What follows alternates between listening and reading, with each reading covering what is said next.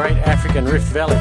Absolutely stunning scenery, somewhere between Addis Ababa and Awash in Ethiopia.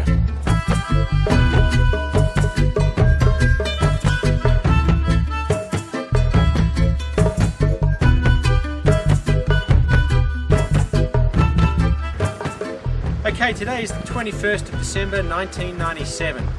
If you don't believe me, I'll explain why shortly.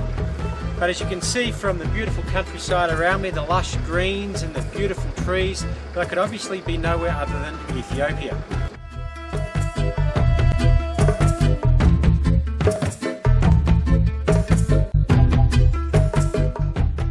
You see, Ethiopia's got a lot of bad press in countries like Australia. We remember the 1980s famines. We remember the Band-Aid that kick-started a greater degree of recognition and knowledge about the fate of some of the poorer people on earth. But I've come to Ethiopia, and I'm going to show you another side of Ethiopia rather than desert and famine.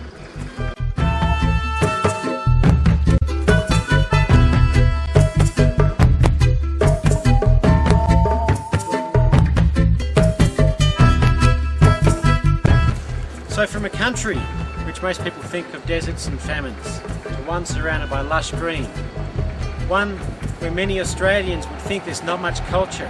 We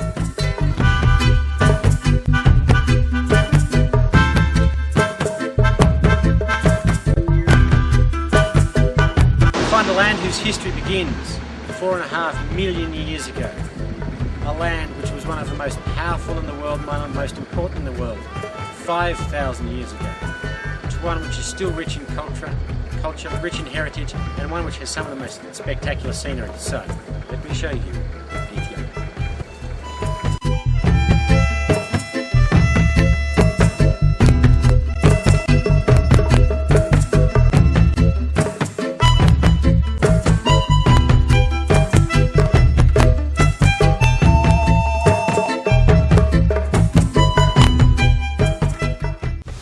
Okay, Awash River Falls.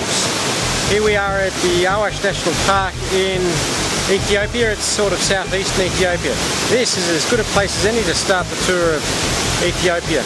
Beautiful, beautiful area around here. Let's take a look behind.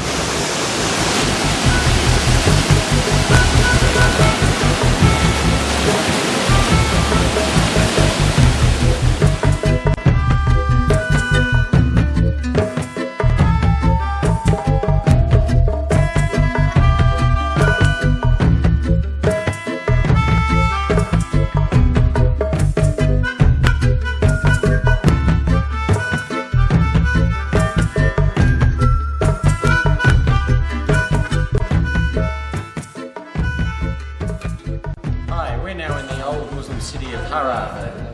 Harar until 150 years ago in fact was a closed city, only open to Islamic traders from around the world. It was first opened up about 150 years ago by French explorers, and one of the more famous is Monsieur Rimbaud, who was a very famous French poet. Poor guy, he wrote and was very famous until the age of 29, decided to give up poetry, then travelled around the world, ended up here, developed cancer, had his leg amputated and died at the age of 37. Somehow he's very famous in France for his poetry, but he's not someone I've heard of until today.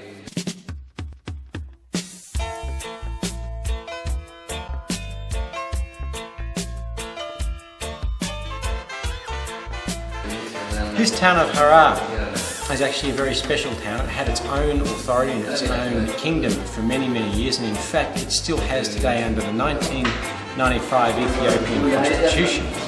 Harar is in fact a designated city-state, one of the few city-states left in the world today. Ethiopia signify Africa. I was a boy and hear about such place called Africa. Even in the movies. The other interesting thing about this town is this is where Rastafari had his honeymoon. Now Rastafari might not mean anything to you, but there are two things which are interesting. Rastafari ultimately ascended to the throne of the Empire of Ethiopia and became Emperor Haile Selassie. The other thing about Rastafari is the followers of his who tried to put him into becoming emperor ended up founding their own religion, which is known more in the Caribbean for people smoking weed. They never So while we're having just a little coffee break, let me tell you more about the Rastafarians. Emperor Haile Selassie was known by the name of Rastafari before his coronation. In 1930, when he was crowned as Emperor of Ethiopia, the Jamaican Back to Africa movement looked upon him as the fulfillment of a prophecy that future kings would come out of Africa. They disowned themselves of the Christian religion and the Jamaican state and elevated Haile Selassie up to a sort of deity, and they created their own religion, calling it Rastafarians. Now the Rastafarians absolutely don't eat pork, absolutely don't drink milk, and they believe that marijuana is a sacrament.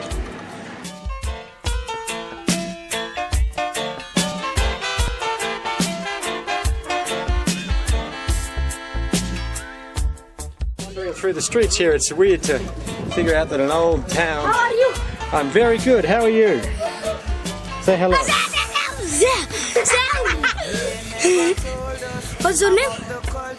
What's your name? My name is Andrew. What's your name? How are you? I am very good. How are you? Yes. Not married? No, not married, not yet. Eastern Ethiopia.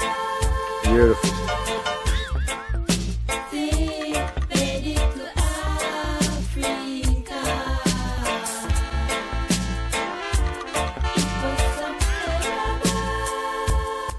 Okay, here we are in Awash in the wonderful accommodation here at Great Hotel. We're in a wonderful bathroom. We've got an old cast iron bath with the clawed feet. The problem is, no taps, no plug, and the shower,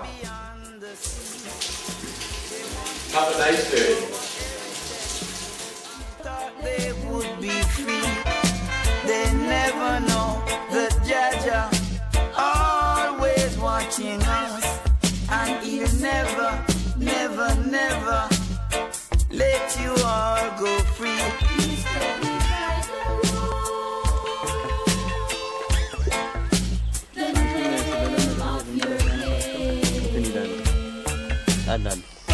We're in the Philowa Hot Springs in the Awasha National Park. Very, very beautiful area. Chris says this is the sort of area that you dream paradise to be in. Like most paradise areas, like I always thought Bosnia was pretty and I thought Rwanda was startlingly beautiful, this area also is beautiful. However, it's compulsory to come here with an armed guard because the 3 local tribes have wars every now and again. 11 people have been killed in recent years around this area, so we've had to bring an armed guard with us. But look at it, it's just perfect. New Year's Day 2005, by our calendar, 23rd of December 1997, by the Ethiopian calendar. There's a little village across the valley from Agashera Lodge, where we stayed for New Year's Eve. Morning at Agashera.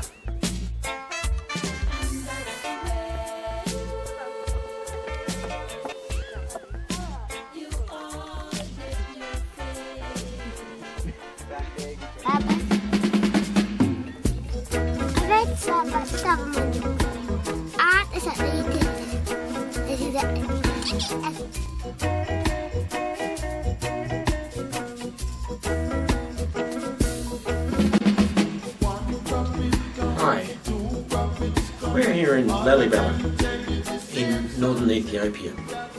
Lalibela is in fact one of the 3 most important Christian centres in the world. In fact, Christianity came to Ethiopia before it even came to Rome.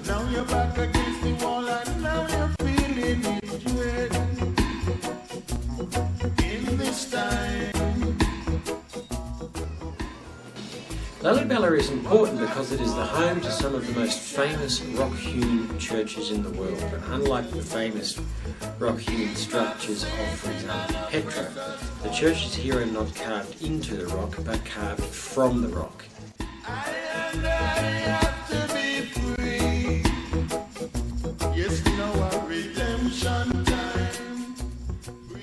What is also famous here is the fine and intricate detail that exists in these rock-hewn churches dating back to the 12th and 13th century.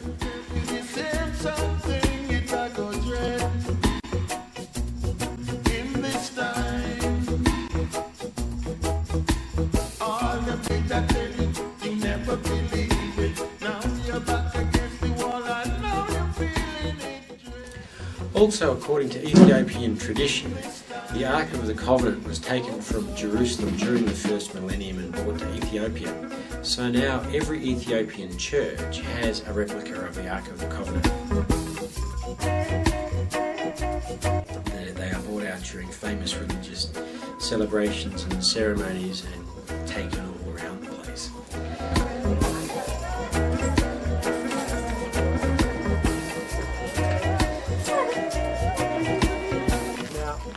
Here in Ethiopia, Christianity and Islam seem to have it fairly well side by side.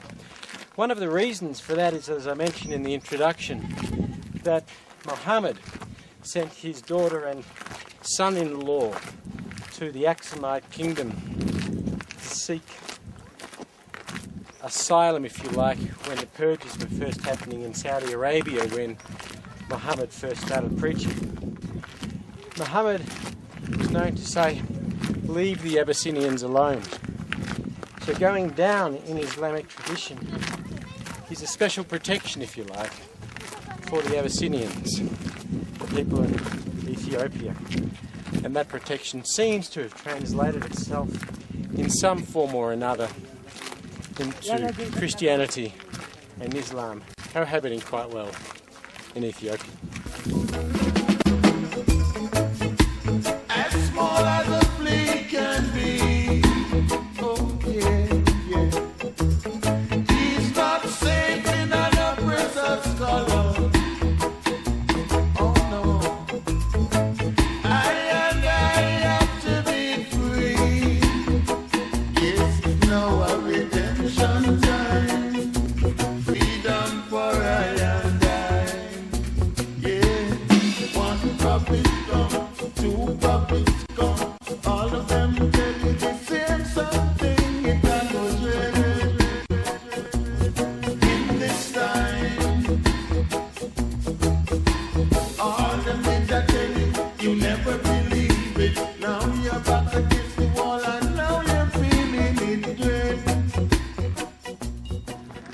Approaching Orthodox Christmas, of course, this area is a real magnet for pilgrims, for the religious, but also for the sick, the blind, the disabled, and many, many people begging for money, asking for help, and hoping in some way for some sort of divine inspiration or intervention into whatever is ailing them. And we're about to go and visit the first church, the biggest of the churches here.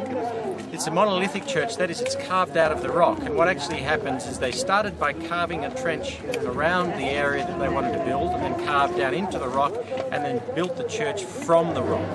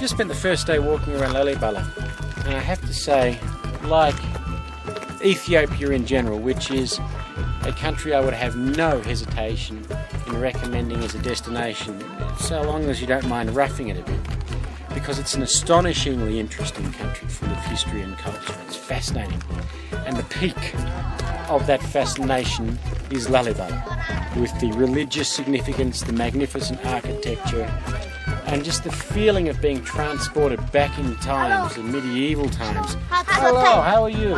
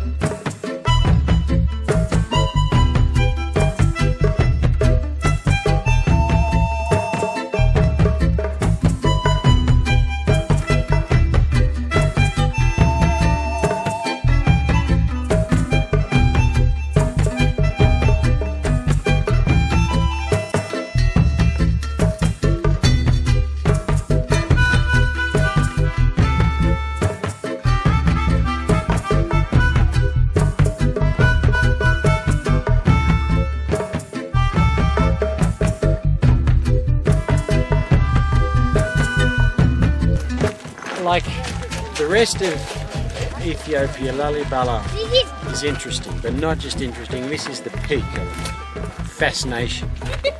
You feel like you're transported back into time, back into medieval age. And it's one of the few places where I've actually felt different when travelling. It is without doubt a fascination. It's a place that I would, without hesitation, recommend you go. It's astonishing.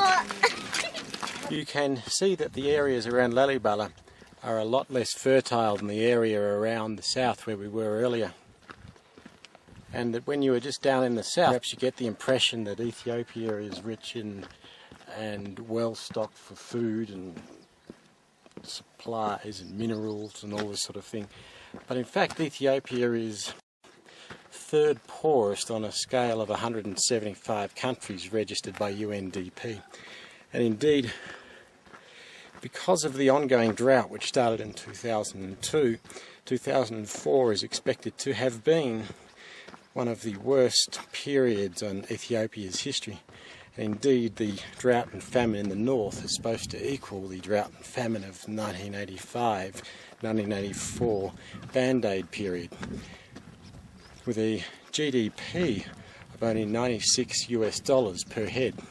It ain't a rich country. This is the dry bed at the moment of the River Jordan, which flows during the wet season. Now, King Lalibela named a lot of the things in this area after rivers and buildings and sites around Jerusalem, hence this is called River Jordan. In fact, what happened is King Lalibela was visiting Jerusalem and was impressed by the churches, the buildings, and swore he would return to his kingdom and build a new Jerusalem. And that's what Lalibela is meant to be. Okay, below me and over the right shoulder is the River Abai. The River Abai feeds out of Lake Tana. And Abai is known as the source of the Blue Nile. Now, Robert Bruce in 1770 wrote back to the National Geographic Society in London and claimed that he had finally discovered the source of the River Nile here at the outsource of Lake Tana. He of course wasn't the first European to get here, and nor was he in fact correct, because the source of the Blue Nile here isn't in fact the source of the real Nile River. The Blue Nile, which is the major tributary to the Nile River and feeds 90% of the Nile's water, isn't the true source. It's the White Nile, which goes back up through Tanzania and Kenya and into Uganda. For many years, Ripon Falls outside Kampala in Uganda was known as the source of the Nile River, but that in fact is also wrong because the Akagera River feeds Lake Victoria. The Akagera River meanders its way through Uganda, Tanzania, down forming the border between Rwanda and Burundi, then turns west and forms the border between Rwanda and Burundi, and then turns its way up into the north of Rwanda before heading back down into the southwest to a place called the Akagera National Park. Now, sorry, the Nyewenge State Forest, after it goes through the Akagera National Park. Now, those of you who have been following my travels for a while will remember the story of getting drunk with the American military attaché and the Rwandan army officers mess, fighting our way through the Nyewenge State Forest and pissing in the source of the Nile. So now I can honestly say I've been to the source of the Blue Nile and the source of the White Nile. But here is the second one. Let's go have a look at the Nile Falls.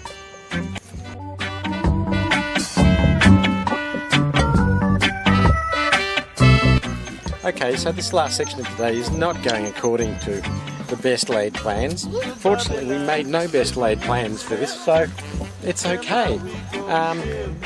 We want to see the Blue Nile Falls, which, just to give you a bit of background, no water goes down it anyway because they diverted the Blue Nile, so it now goes to a hydroelectric plant. The sun is just about to go over the horizon, which might leave a good sunset. Chris is feeling murderous. The guides are conning us. We're paying through the nose for all sorts of crap we shouldn't be paying through the nose for, but hey, it's a good day. I got to tell you, today's been a thoroughly unenjoyable experience, which is unusual for Ethiopia, I have to say. Hang on, we're about to negotiate our exit again. Oh, just to say, this has been a learning experience on many, many levels. Now, the Blue Nile Falls, well, we saw a moment ago anyway, the source of the Blue Nile, which, by the way, wasn't Robert Bruce, it was James Bruce. I got that wrong. So how do we sum up Bahada now that we've got Lake Tana in the background? Well, Chris just said to the hotel receptionist, I'm going to Addis Ababa and I'm never coming back. So that summarises Bahada. You can quite happily cut Bahada off any of your holiday trips for Addis. We went to a little village just on the outside where they make the papyrus rafts like this one. It was an absolute tourist trap. The kids came running up to the car just saying, "You money!" So I think Bahada, which they say in the guidebook is a little bit more advanced when it comes to tourist industry, means there are a lot more tourist traps. And this shows, I suppose, the bad side of tourism, that it really can wreck the spirit and the way a local culture works in a way. Anyway, one bad experience in a whole lot of good experiences in Ethiopia. I really liked it a lot. I liked Aksum, I liked Awash, I liked Addis Ababa and the museums there even. I certainly liked Lalibela, which was a completely different experience. It was an out-of-world one. And I can highly recommend Ethiopia, as a destination for people who don't mind roughing it a bit. And in fact, I want to come back, because there's a whole bunch of things I missed. I missed Aksum, which was the ancient heart of the Aksumite kingdom and the former royal seat of the Queen of Sheba, according to Ethiopian legend. I missed Gondor and its 16th century castles, where the 16th century capital of the Ethiopian Empire was. I missed the Danakil Depression, one of the lowest and inhospitable places on earth. 50 metres, I always get this the wrong way around. It's 100 metres below sea level and 50 degrees Celsius, so I really want to go there one day. And there's another little secret here in Ethiopia. When God commanded Moses to write the 10 Commandments, Moses wrote them on 10 stone tablets and wrote them on 2 stone tablets and placed these 2 stone tablets inside a big oaken box, the Ark of the Covenant. And the Ark of the Covenant was taken by King Solomon to Israel when the Israelites fled the pharaohs to the promised land. Now, King Solomon also had his dirty way with the Queen of Sheba, impregnated her, and she gave birth to Melanik. Melanik, when he returned to Jerusalem to confront his father, stole the Ark of the Covenant, and according to Ethiopian tradition, It sits in a small little chapel in amongst a whole bunch of churches in Aksum in northern Ethiopia. So I'm going to finish my trip to Ethiopia by saying I'm going to come back, I'm going to go to this chapel, I'm going to see if I can see the Ark of the Covenant and Indiana Jones. Eat your heart out, I know where it is.